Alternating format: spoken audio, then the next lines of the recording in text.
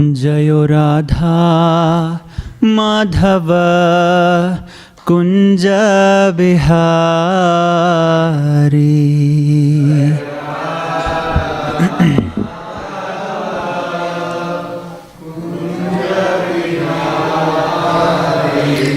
Jayo Radha Madhava Kunja Vihari.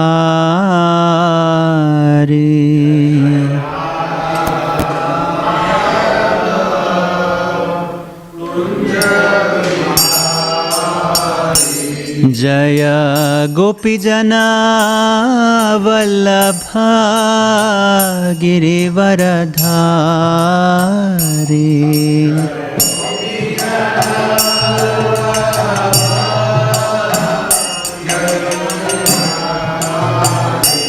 Jaya Gopijana Vallabha Girivaradhari.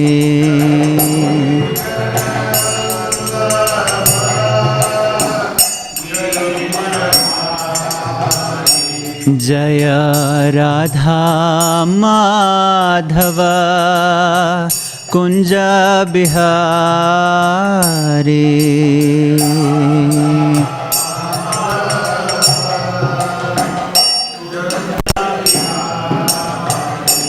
Jaya Gopijana Vallabha Girivaradhari.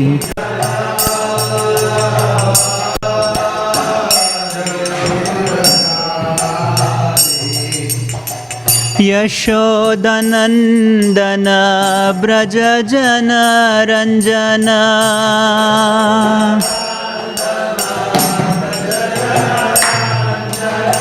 Yashodanandana Brajajana Ranjana.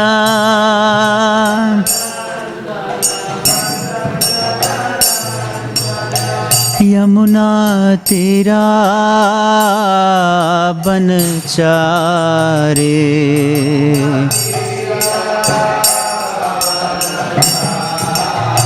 Yamuna Tira Banchare.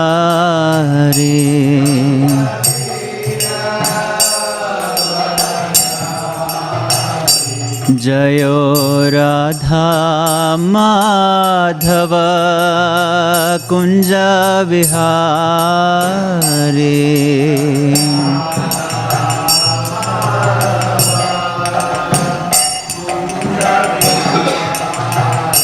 Jaya Gopijana Vallabha Girivaradhari.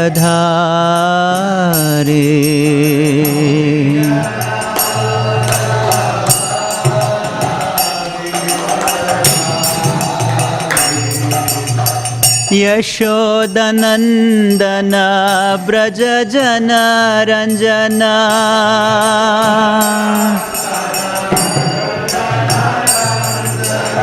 Yashodanandana Brajajana Ranjana.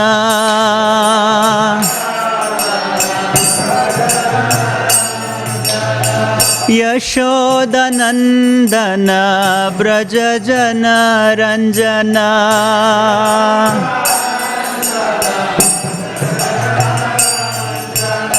Yamuna Tira Banchare.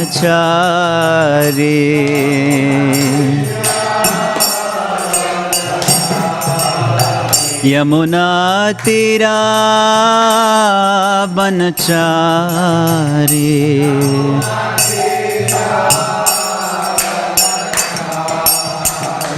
Jayo Radha Madhava Kunja Bihari.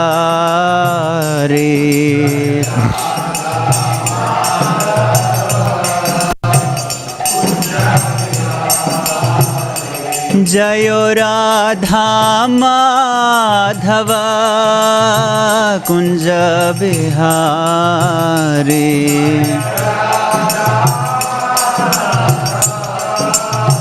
Kunja Vihari.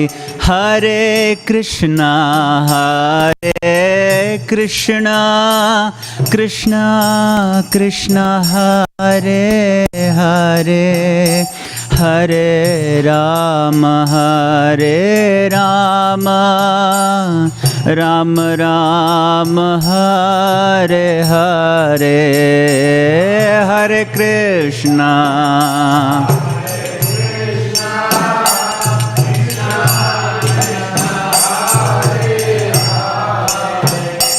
Hare Rama,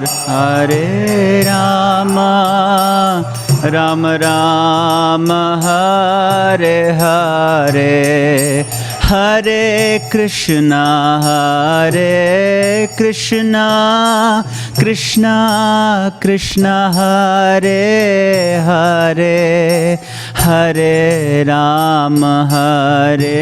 Rama, Rama Rama, Hare Hare, Hare Krishna.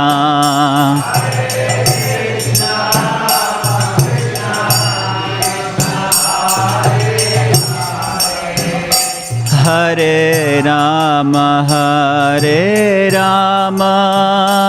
Rama Rama, Hare Hare, Hare Krishna, Krishna Krishna, Hare Hare, Hare Rama, Rama Rama, Hare Hare, Hare Krishna.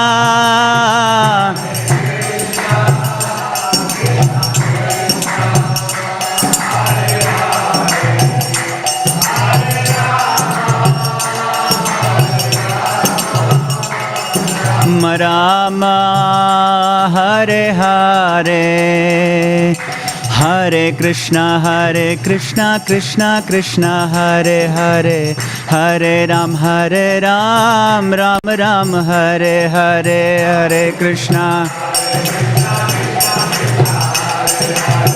Hare Ram, Ram Hare Krishna, Krishna Krishna, Hare Hare, Hare Rama,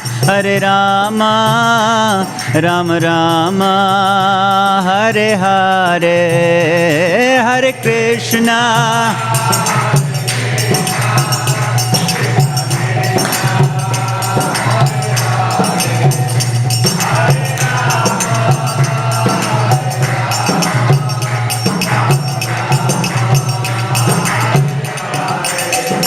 जयो राधा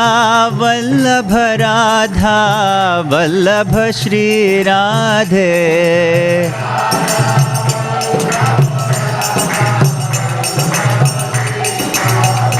जयो जगन्नाथ बलदेवा, जयो सुभद्रा,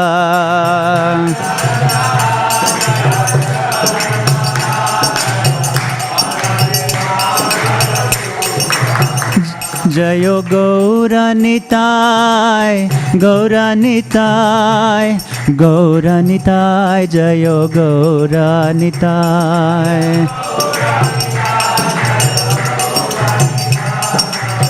गौरानिताय, जयो गौरानिताय, जयो प्रभुपाद,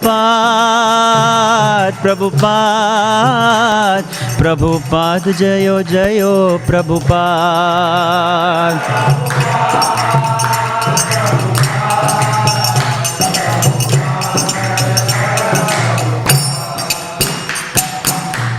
श्रील प्रभुपाद की जय। जय ओम विष्णुपाद परमहंस परिव्राजकाचार्य अष्टोत्तर शत Shri Srimad his divine grace AC Bhaktivedanta Swami Srila Prabhupada की जय।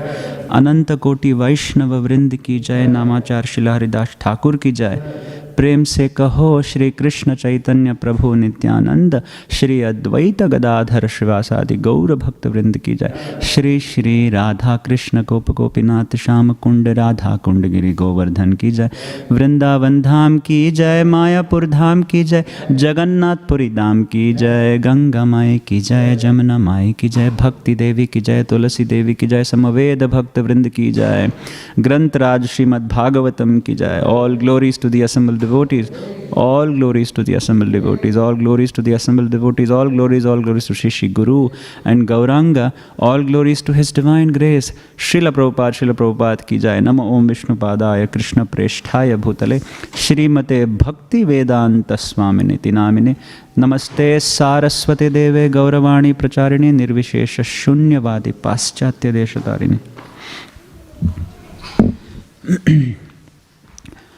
ओम नमो भगवते वासुदेवाय।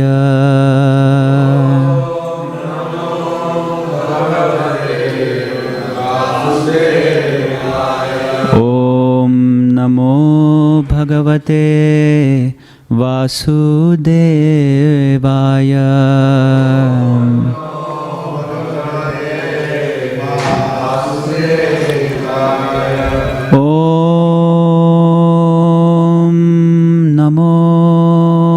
भगवते वासुदेवाय।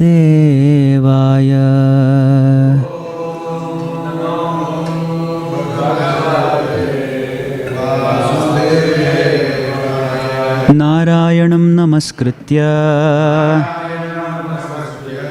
नरं चैव नरोत्तमं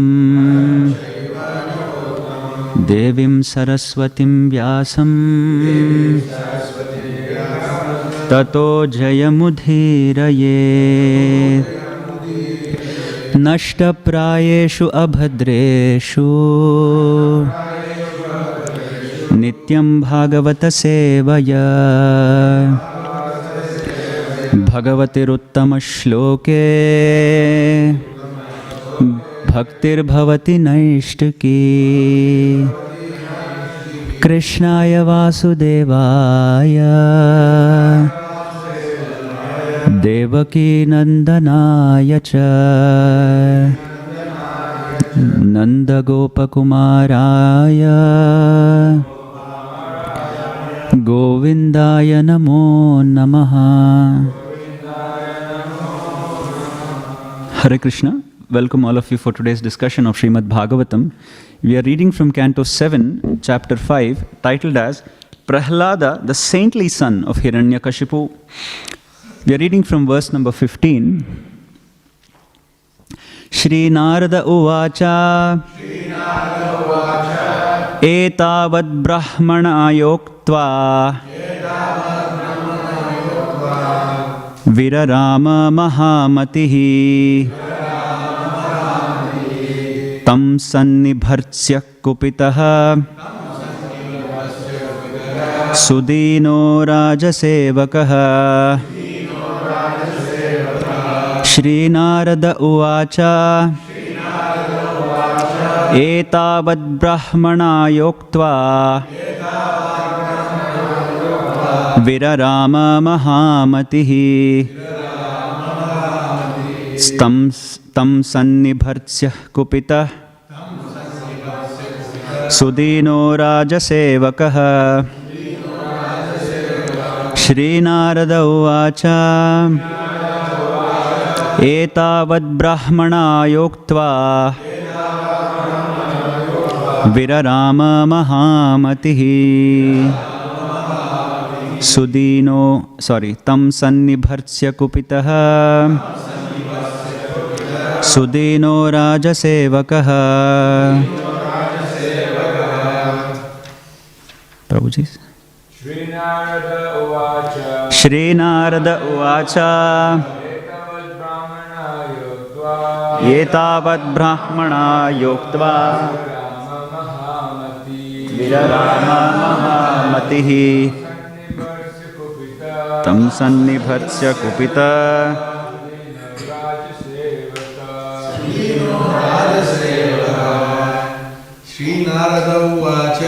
Śrīnārada Uvaca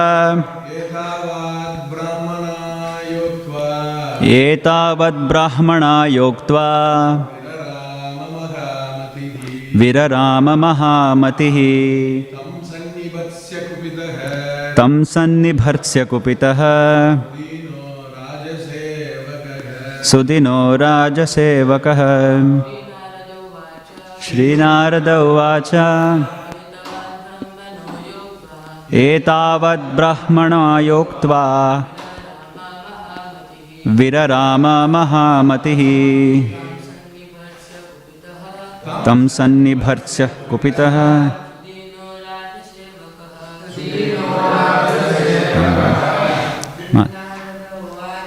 Śrīnārada Uvaca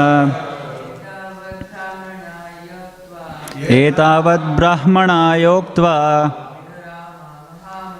Virarama Mahamatihi Tam Sannibharsya Kupitaha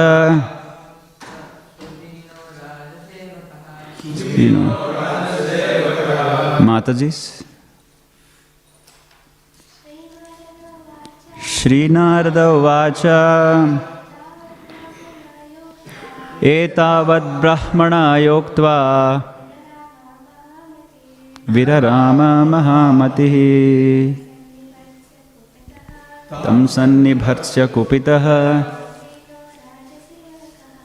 Sudino Rajasevakaha. Śrīnārada Uvaca. Narada Muni said, Etavat, this much, Brahmanaya, unto the Brahmanas, the sons of Śukracharya, Uktva, speaking, Virarama, became silent, Mahamatihi, Prahlada Maharaja, who possessed great intelligence, Tam, him, Prahlada Maharaja, Sannibharsya, chastising very harshly,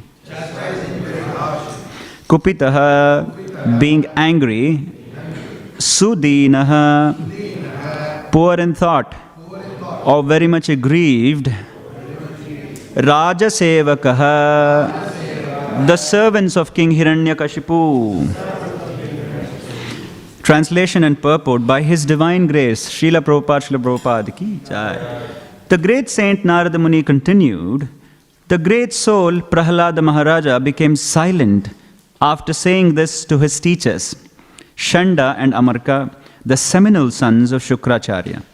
These so-called Brahmanas then became angry at him because they were servants of Hiranyakashipu. They were very sorry, and to chastise Prahlada Maharaja, they spoke as follows. Purport. The word Shukra means semen. The sons of Śukracharya were Brahmanas by birthright, but an actual Brahmana is one who possesses the Brahminical qualities. The Brahmanas, Shanda and Amarka, being the seminal sons of Śukracharya, did not actually possess real Brahminical qualifications, for they engaged as servants of Hiranyakashipu.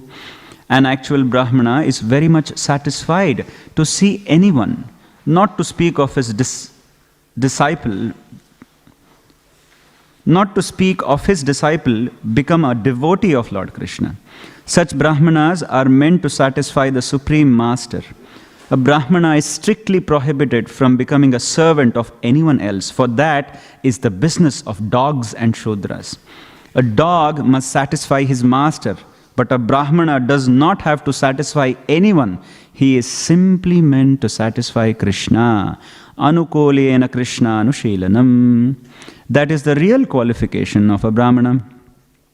Because Shanda and Amarka were seminal Brahmanas and had become servants of such a master as Hiranyakashipu, they unnecessarily wanted to chastise Prahlada Maharaja.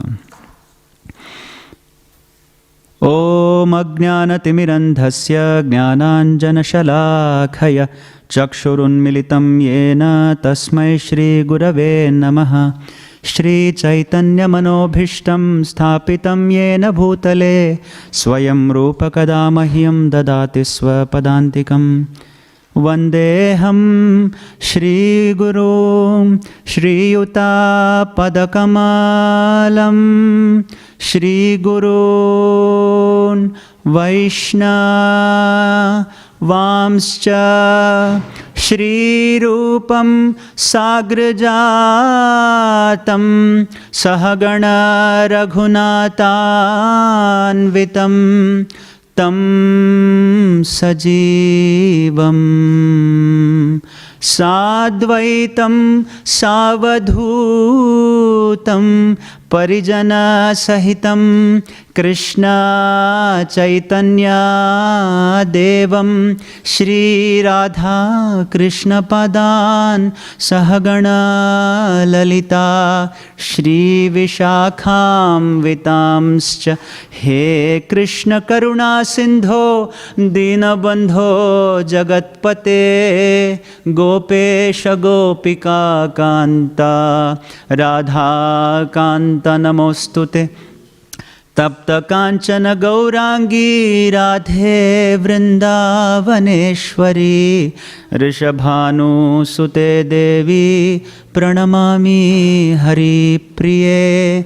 Vancha Kalpatarubhyascha Kripa Sindhubhya Evacha Patitanam Pavanebhyo Vaishnavebhyo Namo Namaha Jai Shri Krishna Chaitanya Prabhu Nityananda Shri Advaita Gadadhara Shri Vasadi Gaura Bhakta Vrinda Hare Krishna Krishna Krishna Hare Hare Hare Rama Rama Rama Hare Hare Yam Pravrjantam Manupeta Krityam Dvaipayana Viraha Katara Ajuhava Putreti Tanmaya Tayataravo Bhinedu Stham Sarva Bhuta Hridayam Munimanatosmi. So Hare Krishna. So we are reading a very critical chapter because we are nearing one of the festivals which is closer to this chapter, which is Narsinghdev's appearance day, which is on Thursday in Melbourne. Every time I read Bhagavatam, I just get amazed because as a part of my homeschooling, I also teach English to the children. So when I see the language, there are many devices to present a language. One of the devices is poetry and prose.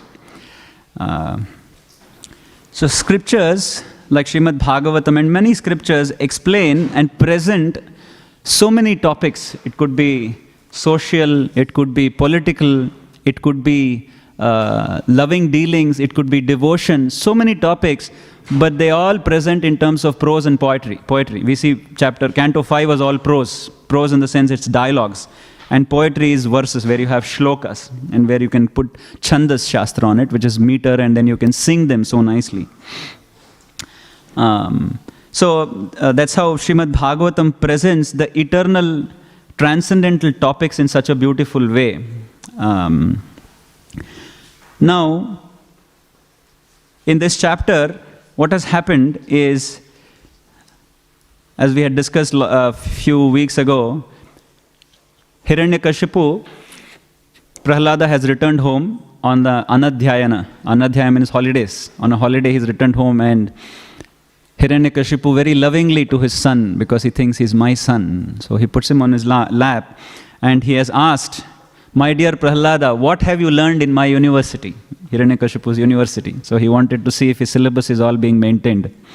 So as Manmohan Prabhu was saying, you see, every principal will have that in mind. Are the children reading my syllabus or they are reading something else, out of syllabus topics? So Prahlada Maharaja, when he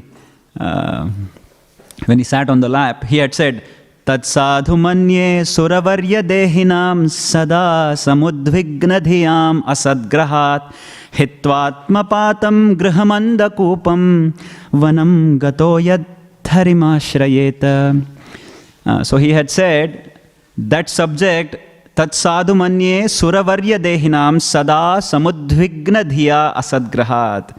O best of the asuras, king of the demons, as far as I have learned from my spiritual master, any person who has accepted a temporary body and temporary household life is certainly embarrassed by anxiety because of having fallen in the dark well. And he addresses his father as Suravarya Dehinam.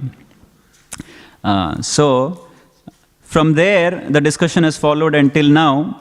The teachers have taken Prahlad Maharaj back to school and they are chastising him. They are angry because they think we didn't teach all this, so where from has he learnt all this? Generally, in today's day and age, we chastise the children if they learn bad things. Here it's the reverse happening. He's learned good things and the teachers are really surprised. We had taught you all the bad things, how come you know such good things? See. So now this verse, Narada Muni is now taken over. So Vedavyasa, because the scriptures, always if you see, Vedavyasa does not write chronologically. Scriptures are not chronological as if we read English history. So sometimes Vedavyasa mentions something in Bhagavatam, sometimes he goes and mentions something in Padma Purana, sometimes in Matsya Purana, sometimes in Nrsimha Purana. So it's not chronological in order. So it needs Shastra Chakshu to really understand the flow. So in this case, Narada Muni, now from there Narada Muni is speaking now. Narada Muni is saying, Etavad Brahmana yoktva virarama mahamatihi tam sannibharsya kupitaha sudino rajasevakaha. In the English language, we learn something called as devices, poetic devices or devices. If you come to the 7th or 8th grade, we'll learn. And one of the devices is something called as an oxymoron. Oxymoron means you speak two opposite, isn't it? You speak two opposite things. So this verse is about an oxymoron here. Why? Because Narada Muni is saying, Etavad Brahmana uktva. Brahmanaya uktva. So here, Brahmanaya uktva is used. And then in the last line, Sudinaha Rajasevakaha. Now Brahmana and Rajasevaka are opposite words. They are oxymorons. Because Brahmana cannot be a sevaka of a Raja. Because Raja has to be the sevaka of a Brahmana. It's the reverse. But here, Brahmanaya uktva Raja sevakaha. So, Vedavyasa is presenting an oxymoron here. Brahmanaya means, unto the Brahmanas, the son of Shukracharya, Sudinaha, who are poor in thought. Sudinaha, and they were kupitaha, angry, and they were actually Raja sevakaha. And they were angry on whom? Mahamatihi. On whom? One who is very high in intelligence. Who is that? Prahlada. Now again, Sanskritam is a beautiful language. Prahlada, the word itself, Prakrishta Ahlada. That is Prahlada. Is it not? Ahlada means who is always in bliss. Ahladini Shakti is the Shakti of the Lord. Radharani. So Prakrishta Ahlada is Prahlada. Now, here, so it is presenting an oxymoron here. And we see Prabhupada's mood in the purport coming out. Prabhupada writes in the first few lines, the Brahmanas, Shanda and Amarka, being in the seminal sons of Shukracharya, did not actually possess real Brahminical qualifications. Why? For they engaged as servants of Hiranyakashipu. Then Prabhupada writes, heavy statement. Brahmana is strictly prohibited from becoming a servant of anyone else, for that is the business of dogs and Shudras. Because what does a dog do? For a piece of bread, it says, and when you throw a bread, it'll run and catch the bread. So that's what a dog does. So a dog is dependent on its master because of its piece of bread, slice of bread. So Brahmana does not depend on someone material or someone external, although Prabhupada also writes in the purport that his only business is to please satisfy Krishna. Krishnanushilanam, anukulena Krishnanushilanam. So I just thought maybe this is a good opportunity to meditate on the Brahminical qualities of Prahlad Maharaja and what are not the Brahminical qualities that we have to be careful of. Who is a Brahmana? Is it important to know what is a Brahmana and why is it important to us as practitioners of Bhakti Yoga? So generally, if you come to, generally the term Brahmana is not usually used outside Bharat Desha or outside ISKCON, but generally if you come to the outside world, nobody knows who is a Brahmana, but we know they are the intellectual class, because Krishna says, Chaturvarnyam maya shrishtam gunakarma vibhagashah. It is a socio-psychological classification of human consciousness. Simple as that. And this classification exists always around the world. There is always an intellectual class, there is always an administrative class, and a worker class, and a business class. And this is based on natural proclivities of a jiva. Natural proclivities are always there. If you ask some person, some devotee, if you say, can you do some administrative job? They say, no, Prabhuji. You just tell me what to do, I will just do it. I'll do some seva in the temple. Don't ask me to sit in a Bhagavatam class, Bhakti Vaibhav, Bhakti Shastri is not for me. But they can go on doing service in the kitchen. But the same person who is doing Bhakti Vaibhav, Bhakti Shastri, he might not be willing to do too much service, because that's not his nature. But he can go on studying scriptures, he can go on writing notes and things like that. So these are natural proclivities of a jiva. Of a nature, of a jiva. So, generally if you come to Bharata, this Brahmana is completely misguided.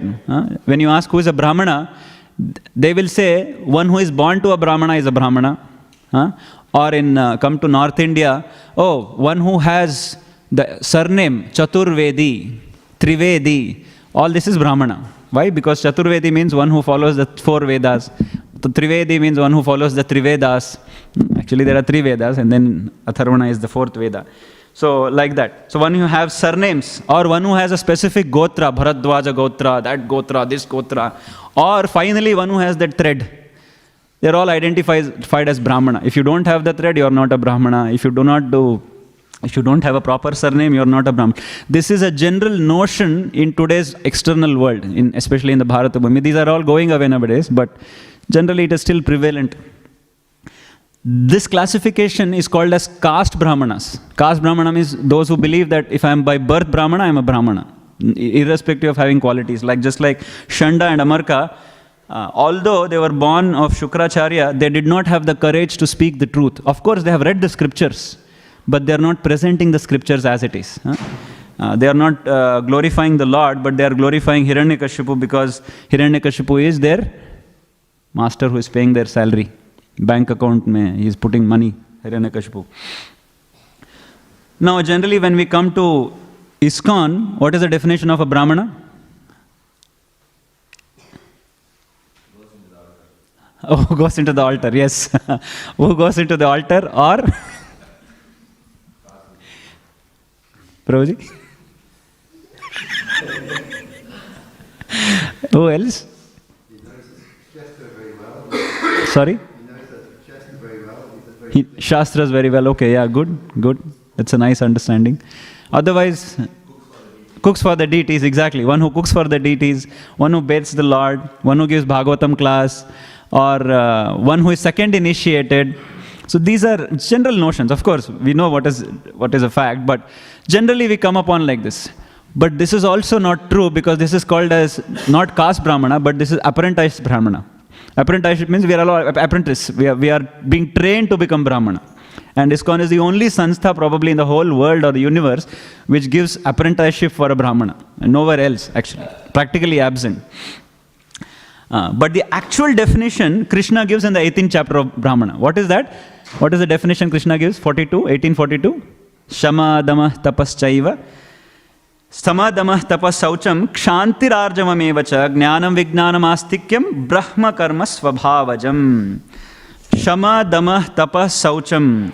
Peacefulness. Shama means peaceful, to be peaceful, to not be hankering. So this is Krishna's definition that the Brahmanas should possess these qualities. These are the qualities that a Brahmana, not that Brahmana has these qualities, but a Brahmana should possess these qualities. That's what Krishna says. That's what it is. It doesn't mean that one who is second initiated has automatically these qualities get manifested in him. Although some devotees will have them by nature.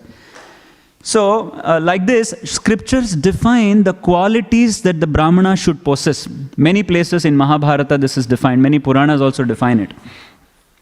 In the Mahabharata also, it is stated, which Chaitanya Charitamrita states in Madhya Leela, Dharmascha satyam cha damas tapascha Amatsaryam hrish titikshavanusuya yagnascha danam cha dhritishrutam cha vratani vai dvadasha brahmanasya. These are the 12 qualities of a brahmana. What is that? Dharmascha satyam cha damastapascha. Dharmasya means one who walks the path of religiosity. Dharmascha satyam. Satyam means truthfulness. He's very truthful. Truthful to the scriptures. Because speaking truth also is very difficult at times. We see in the famous pastime of Satyakama and Jabala in the Upanishads. Damas tapascha. Damas means daman. Daman means to control the senses. He's able to control his senses. Except when it comes to prasadam. Damascha, tapascha. Tapascha. Tapascha means tapaha. He can take austerities voluntarily. To take austerities, it's easy for him. This I've observed even in my life when I was, even the caste brahmanas for that sake, because caste brahmanas also have some qualities. Some brahminical qualities are natural in them. For example, speaking Sanskritam, taking to scriptures, following certain vidhi vidhana or the processes of the scriptures comes naturally to them. Although they are caste brahmanas. Amatsaryam. This quality is spoken twice in this verse in Chaitanya Charitamrita. Amatsaryam hrish titikshava anasuya. Anasuya and Amatsaryam is the same, non-envious. So non-envious is a defining quality of a brahmana. Yagnascha danam cha dritishrutam cha. Yagna means, what is yagna? Sacrifice. And what is the biggest sacrifice in Kali Yuga? Japa yagna or sankirtanam. So like this, many places the qualities of Brahmana is spoken, is explained that these are the qualities one should possess. Again in the Mahabharata, Satyam, Yudhishthira Maharaj defines what is the quality of a Brahmana. Satyam danam kshama shilam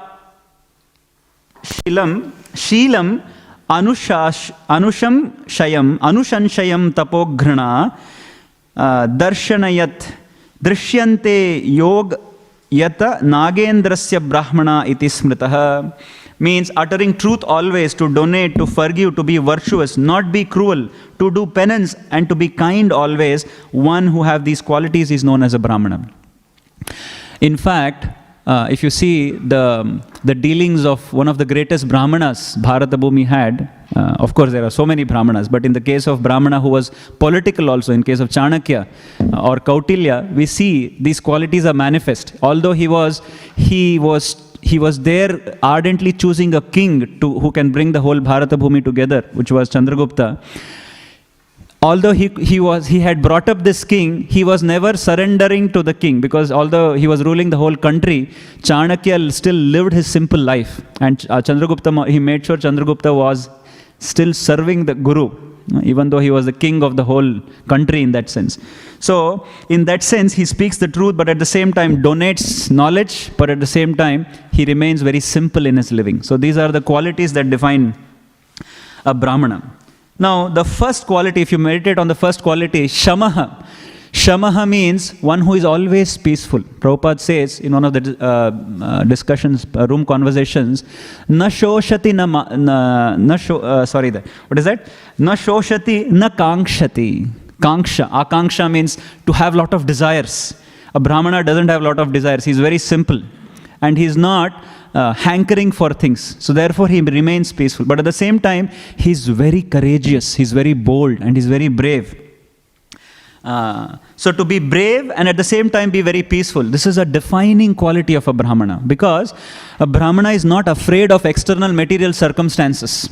He's not afraid. What suppose if my boss does not pay my salary? What suppose if I don't get this much salary? What suppose if I don't make these many investment properties? No, he's not afraid. Whatever his situation is, he lives a simple life and he's proud of his austerity. Proud in the sense, abhiman. It's not the pride as in the pride, but he is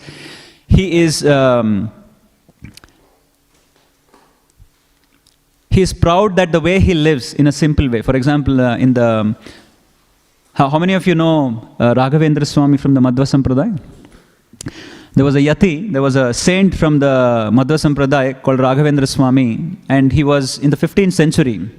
Even in the 15th century, you see, when the Brahminical lineage had declined because of the advent of the Mughals, and of course, the dearth of proper Brahmanas in the society, Brahmanas generally live on dhanam. They don't live on salary. They live on dana. Dana means what? They give vidya.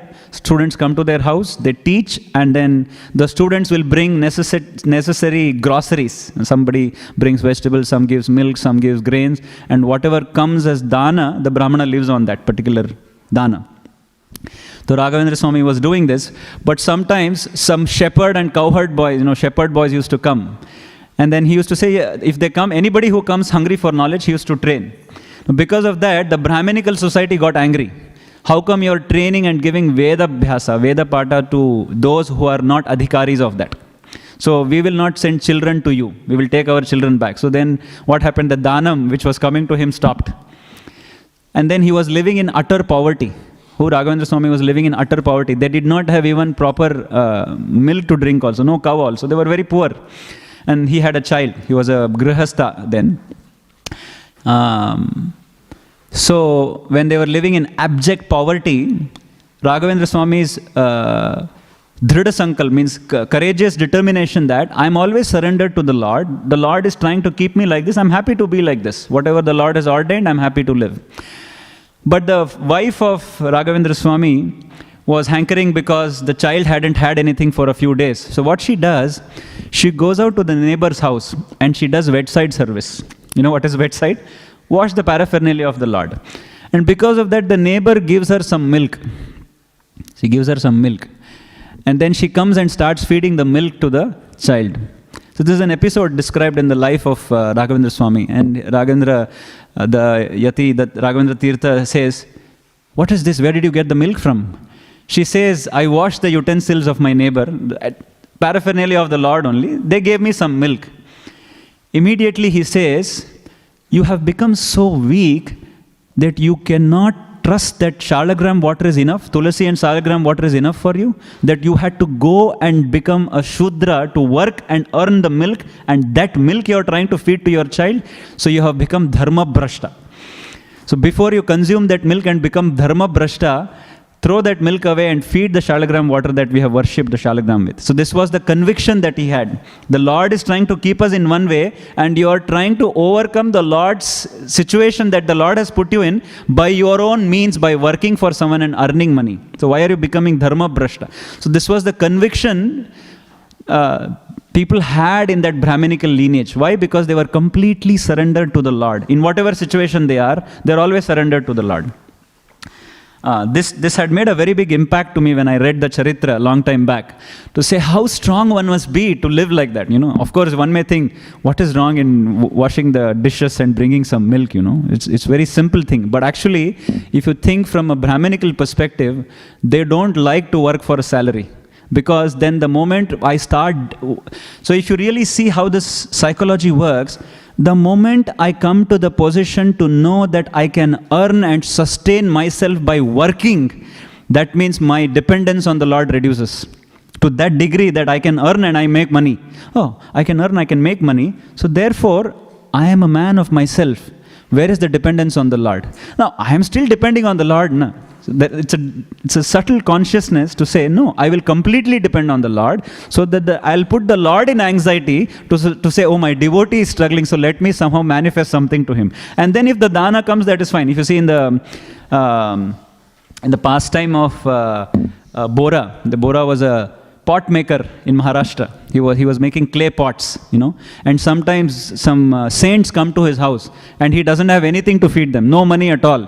Automatically, out of the blue, someone comes and donates a big grains and everything to him on that day when the Brahmanas have arrived. All of a sudden, so this is the arrangement of Purandara Vithala. He thinks, this is my arrangement of Vithala Deva, so I'll cook nicely and serve them. That's all. So he says, the Lord puts me in this situation, and it is his problem to resolve, not my problem. My only work is to always worship him. And this is Brahminical lineage. Of course, it's fastly vanishing in today's day and age, because there is no respect to Brahminical qualities in today's day and age. So, it's not that olden days they were always taken care of, Brahmanas were taken care of. Even 2000 years ago, if you talk historically, the advent of the Buddhists and the Jains were happening already. The rejection of Vedas were happening even during the time of Chandragupta. When Chanakya was there, Brahmanas were already being ridiculed. Brahmanas were charging, when the Buddhists came, Brahmanas were already charging fees for the school. There was no concept of taking money for Vidya. Even the biggest universities in 2000 years ago, what was the biggest university 2000 years ago? Where was Chanakya teaching? Takshashila. Bihar was Nalanda University. Takshashila was in Gandhar. Takshashila was one of the biggest prestigious universities of those times. No, it's no, to the level of Harvard, which we talk about. Takshashila and Nalanda is where people used to flock to learn all Vidya, Brahmana Vidya, Vedic, and even martial arts, everything, martialry, like chivalry and everything. All those Vidya was given here. Because of the advent of Buddhists, there was already a system where the Brahmanas were charging fee for education, which is what Chanakya writes in his writings, that this is already killing the Shastric practices because of this, taking fee for education. So this was abhorred even then. So it was happening, the disturbance to the Vedic civilization was already happening. And what to talk of those days, even here we see, Shanda and Amarka were taking fees, and they had actually already modified the teachings of the Vedas. So generally, when there is a decline of Brahminical practice, there is no shama in the civilization or in population. Shama is peacefulness. Why this is important is because to be peaceful means to be fearless. To be fearless in any situation. After the 9/11, how many of you know 9/11 episode that happened in the world? 2001, I think, yeah. The Twin Towers were destroyed by a plane, and thousands of people died. After this episode, there was a general, interview done to the population to assess the fear that the people have got. And everybody answered, generally people have what's the biggest fear in the world? People have? Yeah. What's the biggest fear people have? Death. Generally death, isn't it? What if someone dies? Or to the max, death of a near and dear one or something like that. Interestingly, after this survey was conducted, what was the answers that was coming out? Even today, as far as the research goes, April 17, 2023, what is the biggest fear that people have? Take a guess. Huh? Okay. Death. 3 chances. Flying. Okay. Disease. You won't believe. The biggest fear that torments public life is public speaking. Even today, you won't believe. And some people fear that beyond death. They fear to speak in public. And many people say, I'm happy to die, but I cannot speak in public. And this is not coming from this is coming from a mental institute. After survey that they have done, people dread to speak in public. But why do they dread to speak in public? Think the cause, karana. Why? Why do they fear speaking in public? Huh? Shoot them? No. Because they fear criticism. If I speak something and if I become a laughing stock, what if people laugh at me? What if people criticize me? What if I speak something wrong? What if I speak something funny that I will be criticized for? So they're afraid of the pain that criticism can cause. Therefore, they abhor public speaking. Therefore, they think death is even better than public speaking.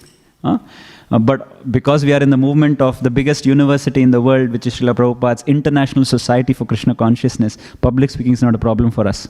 So we are trained public speakers. But generally, this is the fear people have. Even a child can go, Chaitanya can go and preach in public and come, isn't it, Chaitanya? So, public speaking is, and because they fear criticism, a Brahmana, and fear of criticism is even more painful than physical criticism. Somebody hits us, the pain lasts for a few days maybe. But somebody criticizes us, the pain that causes to the false ego, that pain will live there for years and probably for a lifetime. Subtle pain is more painful than gross pain. So Brahmana generally is fearless. He is fearless to present his ideas. He is fearless to take criticism also. That is the trait of a Brahmana. He doesn't fear. But at the same time, he's smart also. He chooses his battles at the same time. Why? Because a Brahmana thinks criticism means it is Krishna's mercy. Because somebody criticizes us, it is said in the scriptures, if somebody is criticizing, they have specially being sent to us to take away our bad reactions. And they are actually taking it on them. You see? You know this episode, there is a king who is always serving the Brahmanas. Always serving the Brahmanas. And he's always cooking feasts and serving the Brahmanas. And when he's serving the Brahmanas, once an eagle is carrying a dead snake. You know the story? And when it's carrying a dead snake, the poison from the snake falls in one of the cauldrons, which is cooked prasadam for the Brahmanas, and flies. And then the Brahmanas eat, and hundreds of Brahmanas die. Hundreds. Now Yamaraj is thinking, whom to give the sin? To the eagle, to the snake, or to the king, or to the cook who cooked that prasadam? Whom to give? Yamaraj is thinking now, whom to give the sin, Baba? Now hundreds of Brahmana Hatya has happened. So Yamaraj is thinking, he's actually putting a lot of Ishtagoshtis and says, we have to come to a conclusion now quickly. Somebody has to be punished for this. Now, some new Brahmanas are entering this village. As they enter, there is one sweeper woman outside sweeping the land, the city, and they ask, do you know the address of the palace where the glorious king who feeds the Brahmanas is? We have come to glorify this king. Immediately the sweeper says, oh, that Brahmana who feeds poison to that king who feeds poison to the Brahmanas. Yeah, you go like this, he is the one who feeds poison to the Brahmanas. Immediately the Ishtagoshti determines that sin should go to the sweeper because she criticized the king. That criticism, because of that criticism, she had become the rightful owner to take that Brahmatya. Although she had nothing to do with that Brahmatya. So heinous is Brahmat, so heinous is criticism, you see. So Brahmanas know, okay, somebody criticizes, they are taking away my bad karma. So they are fearless. So criticism is very dangerous in that sense. But why is all this important? Because why does it all become important for a devotee to know Brahmanical qualities? We chant the shloka every day. Namo Brahmanya Devaya Go Brahmana Hitaya Cha Jagadhitaya Krishnaya Govindaya Namo Namaha. Krishna loves the Brahmanas. He loves Brahmanas. Why? Because of these qualities. Because they manifest or they endeavor to develop these qualities. That is why he is Go Brahmana Hitaya Cha. Therefore, he is a well-wisher of cows and the Brahmanas, and he is a well-wisher of Jagat Hitaya. He is first the well-wisher of Go and Brahmana, and Jagat Hitaya, Krishnaya Govindaya Namo Namaha. We see this because in the pastime of Nabhi also we see King Nabhi, in the 5th canto, we see Rishabdeva he appears as Rishabdev. When the Brahmanas pray for the Lord, he appears. Because of the purity of the qualities of Brahmanas, the Lord has to appear. Vishnu has to appear. So therefore, the Lord always glorifies such Brahmanas. But we have to understand, what is the difference between a Vaishnava and a Brahmana? What is the difference between a Vaishnava and a Brahmana? Or do we need to be a Brahmana in the first place, if we are a Vaishnava? If not, why do we have a second initiation? See, all these questions had to come in my mind, you see. His Divine Grace, Bhakti Siddhanta Saraswati Goswami Thakurji brought back the initiation, the Brahminical initiation in the Gaudiya Parampara. The reason is, although in the Ramananda Raya Samvada, Chaitanya Mahaprabhu says, Yeha Bahya, this is external. Chaitanya Mahaprabhu doesn't criticize Varnashrama Dharma. He does not say it is not important. Many times it is misunderstood. He says, Yaha Bahya, means this is external. Go deeper. I am asking you something deeper, because he wanted to discuss the topics of bhakti. This Chatur Varnyam is an external tenet for the society. As long as we are embodied, we have an external existence as well. We need the Chatur Varnyam. And why? Because Vaishnava, the ontological position of a Vaishnava is naturally higher than a Brahmana. But why did our Acharyas bring in the concept of Brahmana? Because the concept of worship of deities coming to the level of Brahmana brings us to the mode of goodness, brings us to the platform of goodness. Therefore, although the holy name is very potent, many of us do not have the access to the Shuddhanam. Most of us are doing Vaishnava Abhas or Nama Abhas only, as His Holiness Jayapadaka Maharaj says. We are all Vaishnava Abhas. We haven't accessed the purity of the holy name. Why? Because we do aparadh, Nam aparadh. So to help us to access the glories of the holy name, one has to come to the platform of Brahminical practices. Shama, Dama, Tapa, Saucham. If we practice that practice, it doesn't mean one has to get second initiated. It means one has to develop the qualities of these Brahminical qualities so that they can access the qualities of the holy name, so that we can have access to the qualities of the holy name. And then we can actually come to the real purpose of our sadhana, which is Prema Bhakti. So therefore, Brahminical, although Vaishnava is higher than a Brahmana, but Brahmana is the external practices of a Brahmana helps us to become a Vaishnava. So therefore, it is helpful for us. Although it is not an imperative, it is not a must, because some jivas, although they are not Brahminical initiated, by nature they are Brahminical. They manifest these qualities. We know this in ISKCON. We see many devotees. They manifest these qualities. So therefore, one has to manifest these qualities. But one may ask, Prabhuji, what suppose if somebody has all these 12 qualities, but they are not surrendered to Krishna? Is it still good? It is not. Why? Because Prahlad Maharaj says, Vipradvishad guna yutad aravindanabha padaravinda vimukhat swapacham varishtham manye tadarpita mano vachane nitartha pranam punati sakulam natu bhuri manaha. Prahlad actually very harshly criticizes, saying one may manifest all the 12 qualities of a Brahmana, but if he is not surrendered to Sri Hari, if he is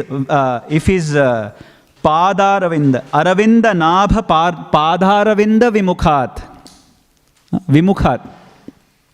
Janasya Daivad Vimukhasya Krishnad Vimukhasya Daivad.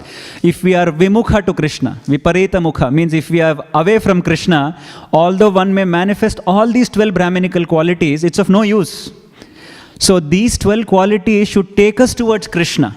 Samadama, Tapa, Saucham, Kshanti, Rarjavam, Brahma, Karma, Swabhavajam. That Swabhava should take us closer to Krishna. But if that Swabhava is making us proud and Vimukasya Daivad, if we become Vimukasya to Krishna, then that is only demoniac qualities. Those qualities are actually demoniac, actually. One may be very Shama, one may be very peaceful, but that peace is no use. That peace is no use, actually. Even a dead body is peaceful. You know, here Prahlad Maharaj says, even a dog eater who doesn't have those qualities, but if he's a devotee, he's better than that Brahmana who has those 12 qualities. So that is what Prahlad Maharaj says. So it's very important to understand these tenets. But at the same time, Brahmana qualities are important. We should develop them so that we can access the Shuddhanam. We can come to the proper chanting, pure chanting. Therefore, if you see the samvad if you see the pastime of Jabala and Satyakama, how many of you know the pastime of Satyakama and Jabala? Jabala in the Upanishads. Jabala is a maid servant, and Satyakama is a little boy who is a child of that maid servant. His name again, Samskrita, right? Satyakama. Kama is aspiration. Satya means truthfulness. So he also had a desire to study Shastras. But when he comes to his guru, Gautama Rishi, guru says, which caste are you, or which varna are you? He says, I don't know. I'll ask my mother and come. And mother says, I don't know who's your father. So just say you are the son of Jabala, the maid servant. That's all. And he very clearly goes and says, Guru Varya, I am the son of Jabala, who is a maid servant. That's all I know. I do not know who my father is.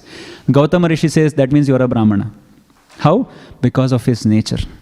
In the days of Satya Yuga, there was a practice where the Varna Vibhaga was purely practiced, so that even by the seminal nature also was upkept then. But nowadays, because of the mixing of the Varnas, one cannot identify the nature of a jiva. One cannot identify what is my intrinsic nature, what is my proclivity. But in those days, the rishis were able to clearly identify. And so what happened with Karna also, Karna also lied. So Parashurama could identify that he was not a Brahmana, he was a Kshatriya. But so like that. So here Satyakama spoke the truth, therefore he became eligible to take Vidya from Gautama Rishi. Very important lesson we learn in here is, Prahlad Maharaj again says, the first lesson we learn is, Brahmana is not out of birth. One can become a Brahmana by training. Especially in ISKCON, we are trained in this university. So one can develop these qualities. By Lakshana, one has to identify who is a Brahmana. Lakshana means what is his characteristics, what is his nature. And by associating with like-minded guru and devotees, one can develop these qualities by putting them into daily practice. Sama, Saucham, Kshanti, Arjavam. And therefore, it is said, I'll just say this verse, it is said, Samasta sampat samvapti hetavaha samuthita pat kuladhama hetavaha apara samsara samudra setavaha pulantumam brahmana pada pumsavaha. Brahmana is so glorious that when samasta sampat samvapti hetavaha, when we serve a Brahmana, samasta sampat, they can bestow all wealth to us. Wealth doesn't mean money. Wealth means good fortune. Wealth means bhakti of Krishna. That is the real wealth, Krishna bhakti. So when we serve the Brahmanas, they are so helpful. They are so. Which is the example we see in the first canto? Who served the Brahmanas and who got Krishna bhakti? Narada Muni, isn't it? When they served the Bhaktivedanta sages, they advised him in bhakti and he became a devotee. Samuthita pat kuladhuma ketavaha. Not only the Brahmanas, but Samuthitapat, when they walk, in Vrindavan I had seen, when a sannyasi walks, it was very strange. When I just observed it that was the first time I was seeing. When a sannyasi walked, the person did this. I didn't know what he was doing. And then I realized he was actually taking the dust where the sannyasi walked and he was putting it on his head.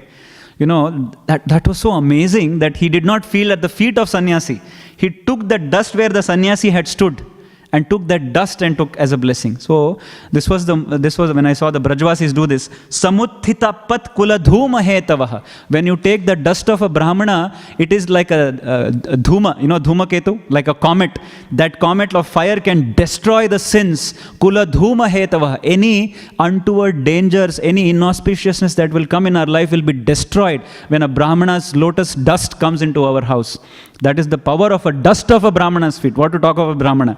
But these are all external, isn't it? These are all external. That is why the verse says, Apara samsara samudra setavaha. You see, Apara samsara samudra, this material ocean is so huge, one cannot cross this ocean. But these Brahmanas are like samudra setavaha. It's interesting because the same verse is there in the glorification of Bhagavatam also.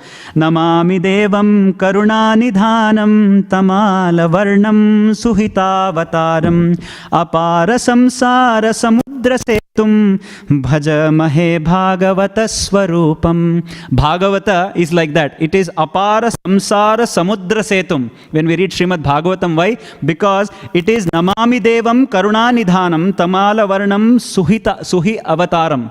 Suhitta avataram means it is the avatar of Krishna himself. Therefore it is apara samsara samudra setum. It helps us to cross the ocean of material existence. In the same way, one who gives us Bhagavatam, who is a Brahmana who gives us Śrīmad Bhāgavatam, he also takes the same quality of Śrīmad Bhāgavatam, which is apara samsara samudra setavaha pulantamam brahmana pada pumsavaha.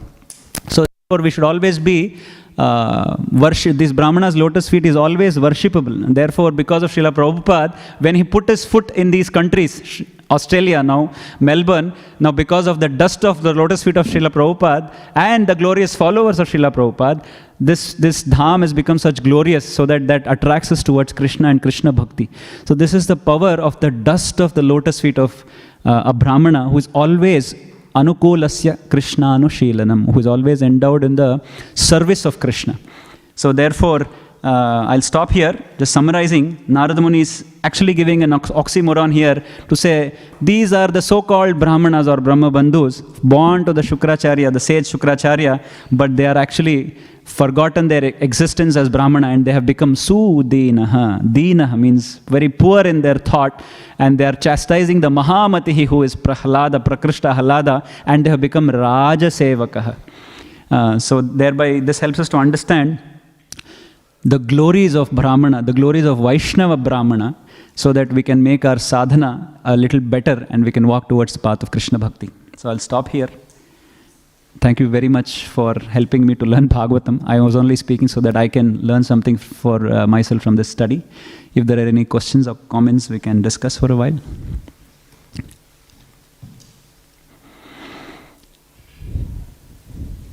Hare Krishna Prabhu, thank you for this wonderful class. I was thinking about this concept of Brahmana and Vaishnava. Because if you see back in the times, there have been a lot of issues because of Brahmanism. Yes.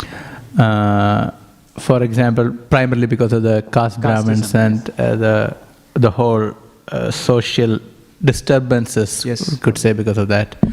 So we know even what happened during the time of Bhakti Siddhanta Thakur and Bhaktivinoda Thakur. Yeah, yeah. So, and we hear these verses in glorification of Brahmanas. So, my comment is, when you talk about Brahmanas, you mentioned, of course, but when you talk about Brahmanas, they are of different kind. Yes.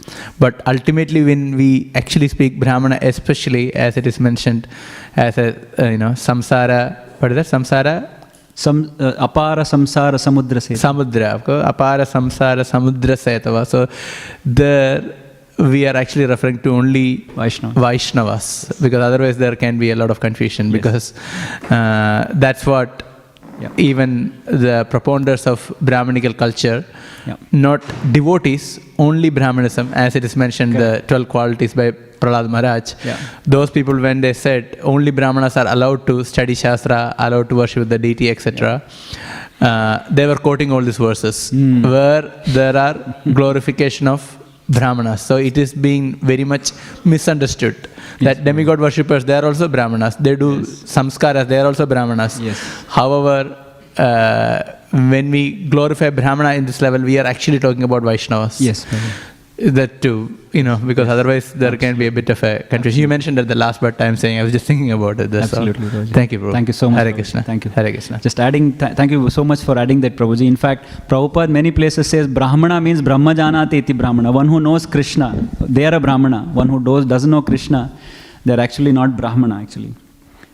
In fact, in the Chaitanya Charitamrita also there's a verse, Sahaja nirmala ye brahmana hridaya krishnera vasite ye yogya sthanahaya matsarya chandala kena ihan vasaile parama pavitra sthana apavitra kaile. In the Amoghas pastime, he thinks he is a Brahmana, but he's put the Chandala in he's become a Chandala because of envy in the heart. As Prabhu was saying, a Brahmana who thinks he's a Brahmana and not surrendered to the Lord, he's actually a very low class Chandala actually.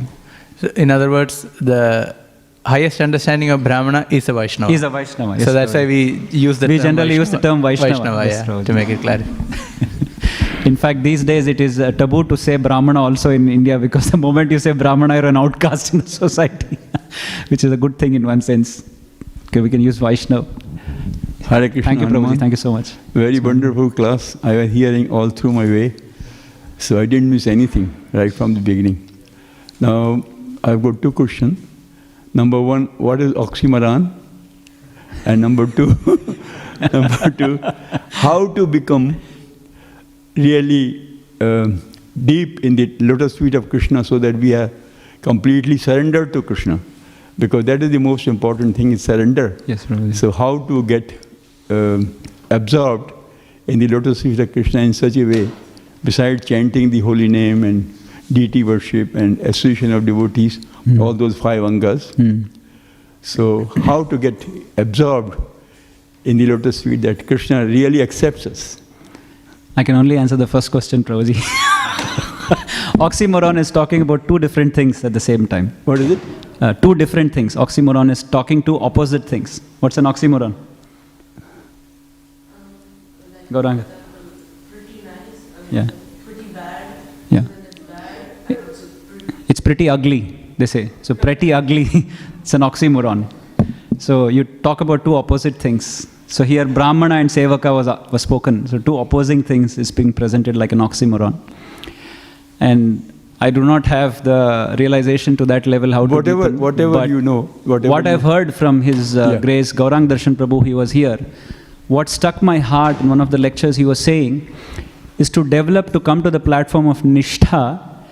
How do we get attachment to Krishna? We get attached to Krishna by getting attached to one of the elements of bhakti of Krishna. For example, morning program. Someone gets attached to that morning program. He gets so attached that if he doesn't come to Mangalarti, he misses the darshan, he cries, I missed the darshan today. If someone gets really that attached to one element of our practice of sadhana, then there is a chance that I can get attached to Krishna, because where have we seen Krishna? Krishna is too far for us. Of course, Krishna is too near, but yet so far.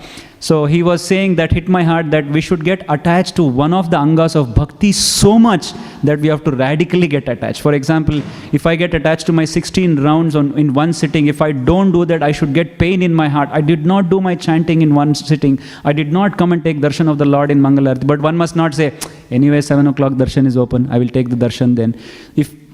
That means I'm not attached to it. So if I develop nishtha to even one anga of bhakti, then that nishtha of one anga will lead us to nishtha and ruchi to Krishna, or attachment to Krishna, or attachment to the lotus feet of Krishna. That is what struck my heart, Prabhuji, and I thought that was very significant and I should apply it in my life, is what I thought. So I should start developing attachment to one of the angas, or even all the 5 angas of bhakti that Prabhupada has put in place for us, the proper morning program, Śrīmad Bhāgavatam. I thought that is the best way to develop nishtha towards Krishna. The other thing you already covered, the lotus feet of a pure devotee. Yeah. If we serve a pure devotee and yes, Prabhuji. serve his lotus feet. Yes. That is second. Thank you. You have covered. Thank you very much. Vaishnav Seva. Hare Krishna. Thank you. Hare Krishna.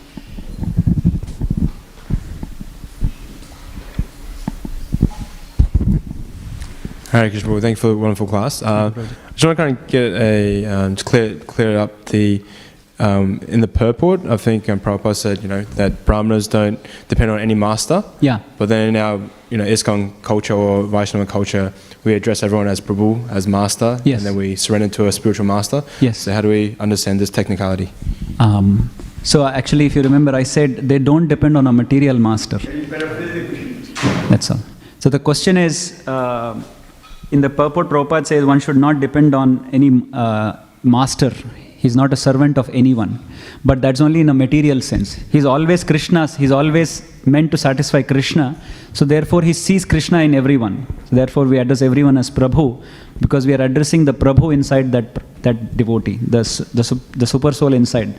So therefore, you carry the super soul inside your heart. Therefore, you are Prabhu. Your body is the temple of Prabhu, and you are Prabhu, because the Prabhu is addressed to the Lord inside. So therefore, it's spiritual understanding. Then therefore, that Brahmana is a servitor of all, because when his perspective of seeing changes, not that I'm deriving some salary out of that, therefore I'll call him Prabhu, but actually I'm seeing the Lord, therefore I call him Prabhu. So there's a difference, Prabhuji. The material vision and the spiritual vision. Does that satisfy you? Yeah. Thank you, Prabhuji. Yes, Prabhu. Hare Krishna, thank you for the nice class.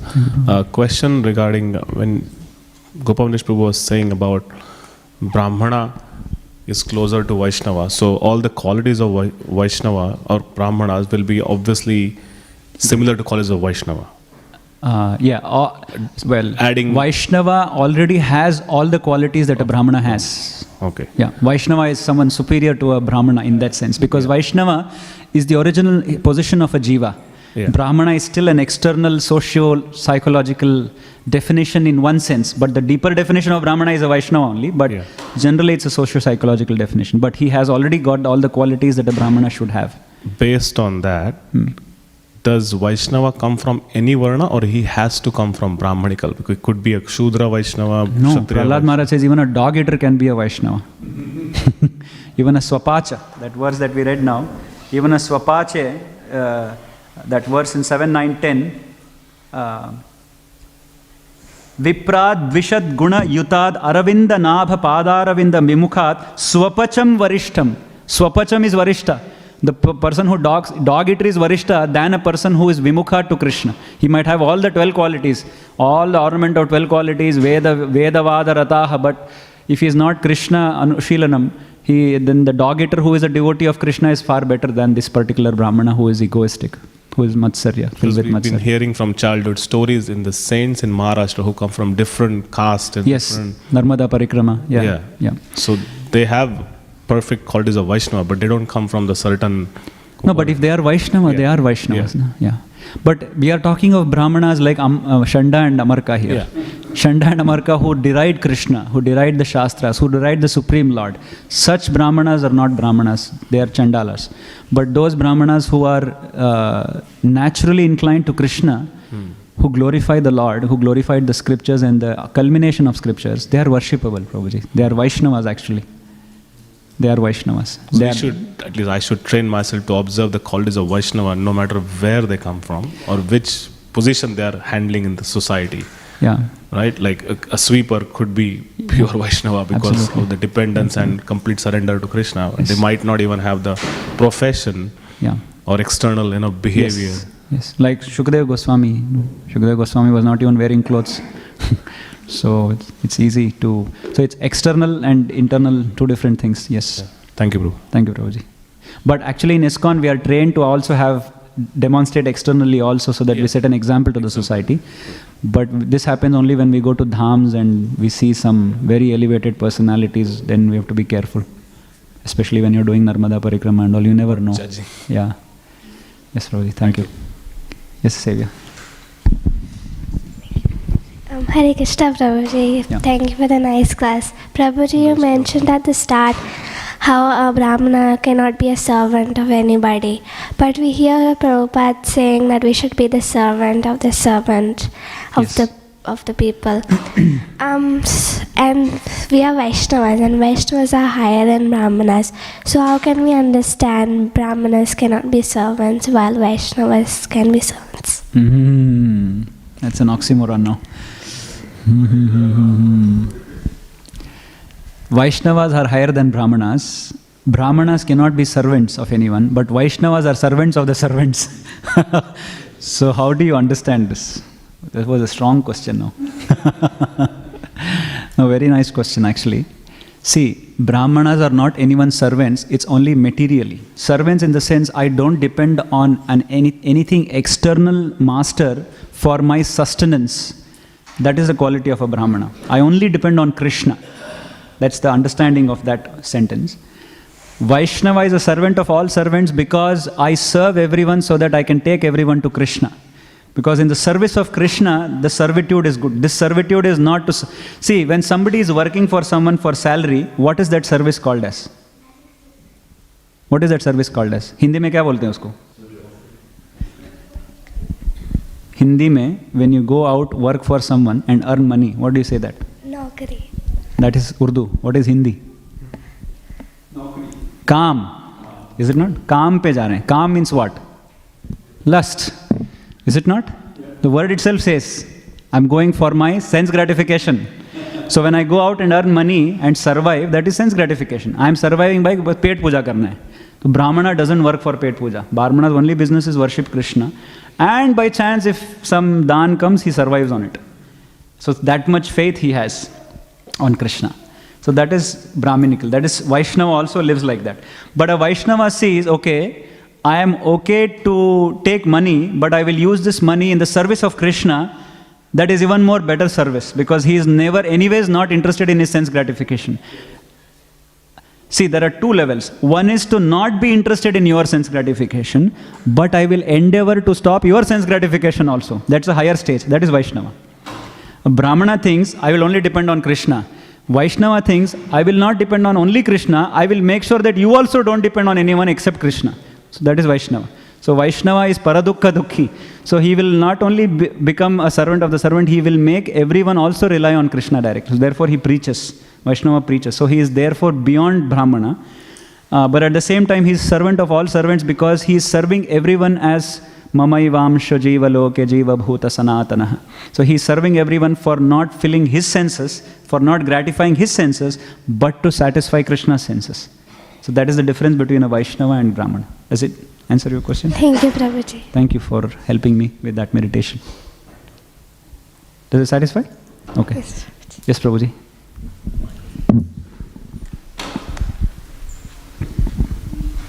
Another question, a little bit complicated, but so Brahmanas shouldn't work. They should, rely on donations and so forth. Yeah. And also, when we hear Bhagavatam, the message of the Bhagavatam is that we should just go to the forest. Actually, Vishwanath Chakravarti Thakur, he heard Bhagavatam when he was a small child and about 5 years old, and that's what he concluded the message of Bhagavatam, that you should go to Vrindavan. And at 7 years old, he renounced everything and went to Vrindavan. And in Vrindavan, actually, you can live like that. You can live by, being a Brahmin teacher or just by begging and so forth. And so there's the advantage of living in Vrindavan. And Prabhupada Sarasvati has written very many nice poems about Vrindavan, glorifying Radha and Krishna and glorifying Vrindavan and saying, even though I'm not qualified, I want to go there. And eventually, some very nice verses he wrote there that you should always stay in Vrindavan, always live in Vrindavan.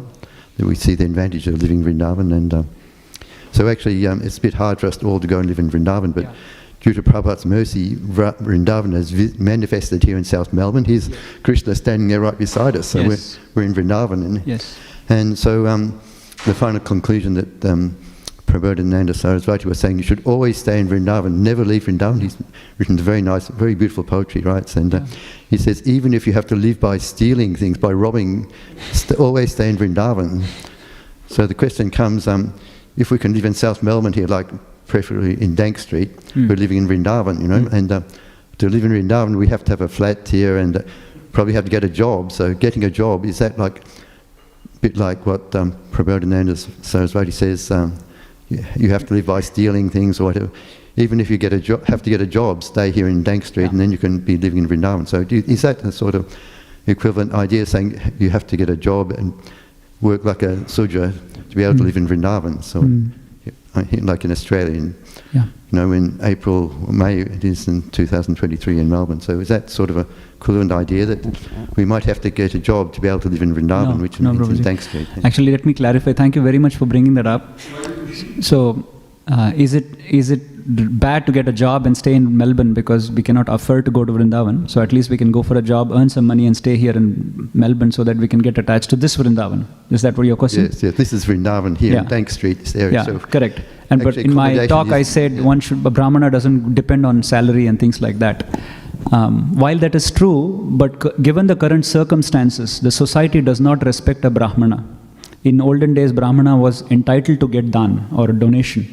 And a Brahmana was, when you see a Brahmana, they used to pay obeisances and give something to the Brahmana. But nowadays, people are so low class, either we don't have that high class Brahmanas, or second, the society is not having that consciousness. So Prabhupada has given a better definition that whatever you have, use it in the service of Krishna. There is nothing wrong earning money as long as we use that money in the service of Krishna, but not in our sense gratification. Just like many grihasthas here have a house, but they use their house, their earnings always in preaching. Like we know, Harish Prabhu is doing preaching, he's doing Ahimsa Milk and he's doing Bhaktivriksha programs. And if some devotees come near the temple and come and serve in the temple, this is all engaging our senses, our body, our money, everything in the service of Krishna. Then that is Brahminical living in today's definition. And going to forest means, I asked this question to one of the senior Vaishnavas, they said forest means cities. That's why Prabhupada opened these temples in the cities, because they are all animals out there living an animalistic life. So this is real forest. So we are in the forest and preaching in the forest is continuing. So therefore our temples are in the city and we have to bring them back to the human platform. So therefore coming to temple, worshipping the deities, cleaning the temple, doing any seva in the temple, preaching outside, all of this is Brahminical. This is Brahminical living. For us in ISKCON, definition of Brahmana means if you have to work, but use that money in the service of Krishna. Never start depending on that money and become weak. That is one thing we have to understand. But yes, Prabhuji, we should, in today's day and age, we have to work, we get a salary and use that salary in the service of Krishna. That's the only understanding I have, Prabhu. Does it satisfy you? Yeah, thank you for your nice class and clear understanding of things. Thank you very much. Thank you, Prabhuji. So we'll stop here. Grantaraj Śrīmad Bhāgavatam ki jai, Srila Prabhupada ki jai, Ananta Koti Vaishnava Vrind ki jai, Nitai Gaur Premanande Hari Hari. Srila Prabhupada ki jai.